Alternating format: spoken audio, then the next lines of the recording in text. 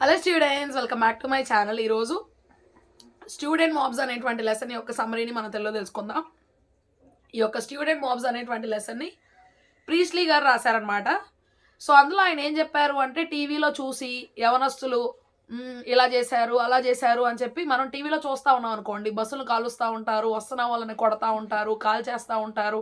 So ఇవన్నీ కూడా చూసి ఉన్నటువంటి యవనస్తులు అందరూ కూడా మనం కూడా అలా చేస్తే బాగుండు అనుకుంటారు, చూసి నేర్చుకుంటారు. ఇంకా ఏంటి అంటే, ఈ యొక్క స్టూడెంట్ మాబ్స్ అనేటువంటి వారు ప్రభుత్వం వారే కొన్ని డబ్బులు ఇచ్చి పిల్లల్ని ఇగో మీరు ఎలా చేయండి అలా చేయండి అని చెప్పి ఈ పిల్లల్ని రెచ్చగొడతారనమాట. సో మీరు ఇలా చేయండి అలా చేయండి అంటే యవనస్తులు కదా, సో ఉడుకు రక్తం కాబట్టి ఏది చెప్పినా సరే చేసేయడానికి సిద్ధంగా ఉంటారు. డబ్బులు కూడా ఇస్తారు కాబట్టి, ఆ ఏజ్ తెలియని వయసు కాబట్టి సో అలాగా ప్రవర్తిస్తూ ఉంటారు. ఎస్పెషల్లీ మగపిల్లలు అనమాట. సో వారికి జీవితం గురించి సరి అయిన అర్థం అనేటువంటి తెలియదు కాబట్టి సో వారు అలా చేస్తూ ఉంటారు. ఇంకా ఈయన చాలా బాధపడుతూ ఉన్నారనమాట. సో చదువుకోవాల్సినటువంటి టైంలో పుస్తకాలు తీసి చదువుకోవాల్సినటువంటి వారు పుస్తకాలని కాల్ చేస్తున్నారు. ఇళ్లలోకి వెళ్ళి ఇళ్లలో ఉన్నటువంటి ఫర్నిచర్ అంతా కూడా కాల్ చేస్తూ ఉన్నారు. అంటే ఇంట్లో ఉన్న వస్తువుల్ని కాల్ చేస్తూ ఉన్నారు, ఇళ్లను తగలబెడుతూ ఉన్నారు, స్త్రీలని చిన్నపిల్లల్ని భయపెడుతూ ఉన్నారు. ఇవన్నీ కూడా చేస్తున్నారు. మన యవనస్తులు ఇప్పుడు మనం చూసినట్లయితే ఎలా ఉన్నారు అంటే, ఒక ఇల్లు కట్టాలి అంటే వచ్చి నడుం కట్టుకునేటువంటి వారు చాలా తక్కువ మందే. కానీ అదే ఆ యొక్క ఇల్లుని వెళ్ళిపోయి నేలమట్టం చేయాలి, దాన్ని మొత్తం కూడా మనం పగలగొట్టేసేయాలి, ఇల్లు నామరూపాలు లేకుండా చేయాలి అంటే మాత్రం చాలా ముందు ఉంటున్నారనమాట. సో ఎందుకు అట్లా ప్రవర్తిస్తున్నారు అనేది వారికి కూడా తెలియదు అనమాట. సో ఎవరైనా సరే మరి యవనస్తులైనటువంటి పిల్లల్ని మనం తక్కువ చూపు చూడకూడదు. అయ్యో వీళ్ళకి ఏం తెలియదు అన్నట్టుగా మనం లెక్కేయకూడదు. అప్పుడు వాళ్ళకి బాధ కలుగుతుంది. విలువ అనేటువంటిది ఇవ్వాలి. వీళ్ళు మూర్ఖులు అనేటువంటి ఉద్దేశంతో మనం చూడకూడదు. ఎవరైనా సరే అలా ప్రవర్తిస్తూ ఉంటే కనుక వారిని కాలేజీల్లో నుండి బయటకు పంపించేసి, మీరు ప్రభుత్వం యొక్క వ్యయంతో చదువుకోవడానికి అర్హులు కాదు అని చెప్పి వారిని బయటకు పంపించేసేయాలన్నమాట. సో వారికి ఇవ్వాల్సినటువంటి విద్యని ఇవ్వాల్సినటువంటి అవసరం లేదనమాట. సో వీళ్ళు ఇంకా ఏం చేస్తున్నారంటే, ప్రభుత్వానికి సంబంధించినటువంటి వస్తువులన్నింటిని కూడా పాడు చేస్తూ ఉన్నారు, ధ్వంసం చేస్తూ ఉన్నారు, దగ్నం చేస్తూ ఉన్నారు. సో ఇదంతా కూడా ఏమాత్రం కూడా సహించలేనటువంటి పని అని చెప్పి మనకి ఇక్కడ ఆథర్ గారు చెప్తూ ఉన్నారనమాట. సో చాలా బాధపడుతూ ఉన్నారు. మనం ఒక మంచి చేయాలి అంటే ముందుండాలి, ఏదన్నా అభివృద్ధి చేయాలి అంటే ముందుండాలి. కేవలం చదువుకోవడమే, విద్యార్థులుగా ఉండడమే కాదు, కానీ మనం మన యొక్క దేశం కోసం ఏదైనా చేయాలి.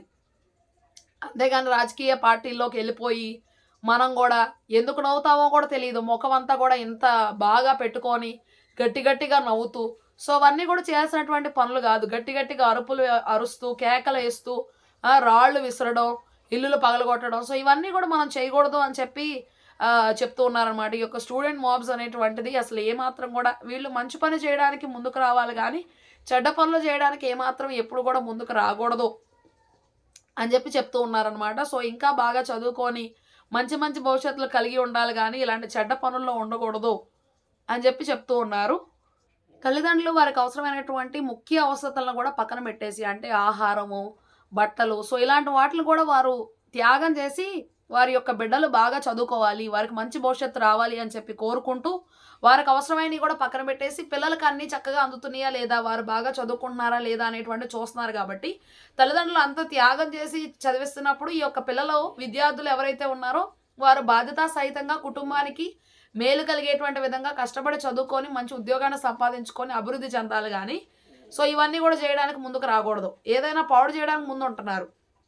కార్లు పగలగొట్టి ధ్వంసం చేయడం, ఓకే, సో ఉన్నటువంటి వస్తువులన్నీ కూడా పాడు చేయడం, స్లోగన్స్ చెప్పుకుంటా రోడ్ల మీద అరవడం, సో ఇవన్నీ కూడా అవసరమైనటువంటివి కాదనమాట. సో ముఖ్యమైనది ఏంటి అంటే, చాలా బాధ్యతా సహితంగా వారు ఉండాలి.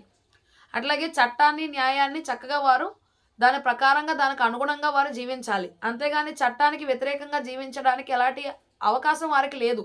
సో అందుకని ఇక్కడ రచయిత గారు చాలా వ్యతిరేకిస్తూ ఉన్నారు. ఈ యొక్క పిల్లల యొక్క భావనలు ఏవైతే ఉన్నాయో, విద్యార్థుల భావనలు ఏవైతే ఉన్నాయో, సో వాటిని ఆయన చాలా తీవ్రంగా ఖండిస్తున్నారు.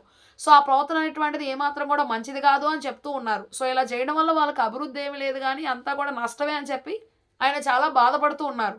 సో ఇలాగ మీరు ఉండడం వల్ల మీకు ఎలాంటి లాభం రాదు అని చెప్పి ఈ యొక్క లెసన్ ద్వారా మనకి తెలియజేస్తూ ఉన్నారు.